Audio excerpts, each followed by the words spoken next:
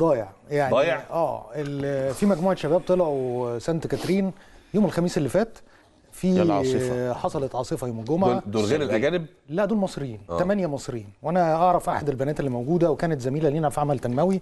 وهي من البنات المتميزات جدا وعملت لها شغل جامد جدا في موضوع محو الاميه. اصل انا سمعت النهارده ان في ناس كتير لقوهم، ما اعرفش. هم الحقيقه كانوا 8، في 4 تم العثور عليهم امبارح. كويس.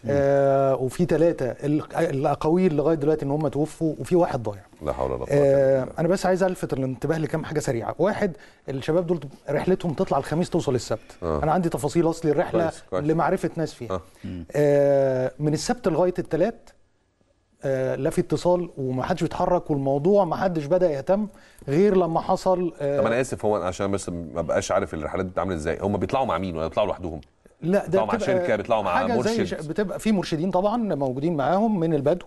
وبيبقى في. طب البدو دول كمان ما رجعوش؟ لا هم الفكره راحوا في حته اسمها، دي تفاصيل طويله يعني. تمام. عند جبل اسمه باب الدنيا. لا لما بيطلع حته كده لازم في جهه مسؤوله عنهم.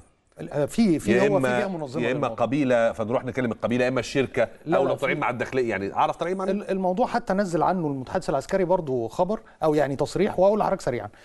من الناس ما اتحركتش ولا بدا يحصل تحرك غير لما حصل الدوشه بتاعت السوشيال ميديا الاول في التويتر والفيسبوك، والناس بدات تتكلم.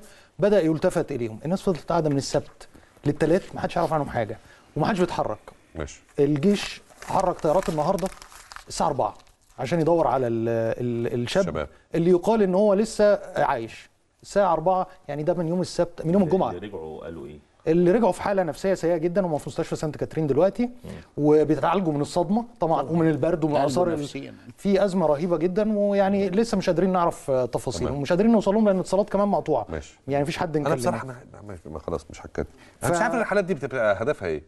والله بص، دي مجموعه ناس عندها خاصه العواصف الثلجيه دي. مش عارف اطلع في الصحراء. يعني حد برضه كده بقى قال لي هنطلع في الصحراء نشوف مش عارف ايه الغروض وهي عامله ايه. ما تتفرج عليها فيديو يا عم. دي نوازع شخصيه لكل واحد، لكن الدوله واجب عليها رعايه